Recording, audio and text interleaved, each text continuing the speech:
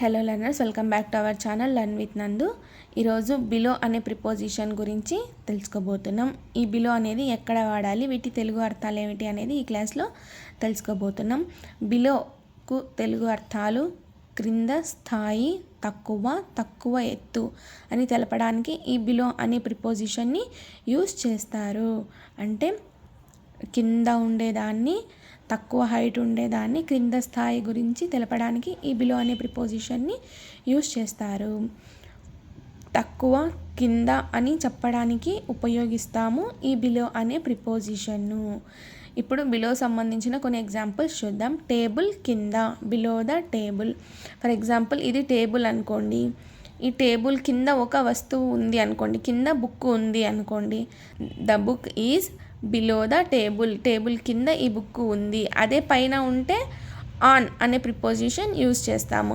The book is on the table అంటే table పైన ఉంది అని తెలపడానికి ఆన్ యూజ్ చేస్తారు. బట్ ఇక్కడ టేబుల్ కింద ఉంది కాబట్టి బిలో అనే ప్రిపోజిషన్ని యూజ్ చేస్తారు. టేబుల్ కింద బుక్ ఉంది. The book is below the table. Table కింద బుక్ ఉంది అని తెలపడానికి ఈ బిలో అనే ప్రిపోజిషన్ని యూజ్ చేస్తారు. నా కింద, బిలో మీ.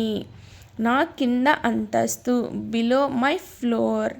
నెక్స్ట్ చెట్టు కింద, బిలో ద ట్రీ. చెట్టు కింద నేను కూర్చున్నాను అనుకోండి, చెట్టు కింద నేను ఉన్నాను కాబట్టి బిలో అనే ప్రిపోజిషన్ యూజ్ అవుతుంది. నది కింద, బిలో రివర్. అతని కింద, బిలో హిమ్. అర్థమైందా లర్నర్స్? ఈ బిలో అనే ప్రిపోజిషన్ ఎక్కడ యూజ్ చేస్తారు అని అంటే, తక్కువ స్థాయి లేదైనా ఒక వస్తువు కింద ఏదైనా ఉంది అనుకోండి, అలాంటప్పుడు ఒక వస్తువు కింద ఇంకొక వస్తువు ఉంది అనుకోండి, అలాంటప్పుడు ఈ బిలో అనే ప్రిపోజిషన్ని యూజ్ చేసి మనం దాన్ని చెప్తాము. అర్థమైందా learners? Thank you so much for watching this video. Please subscribe to learn with Nandu channel for more videos. Thank you.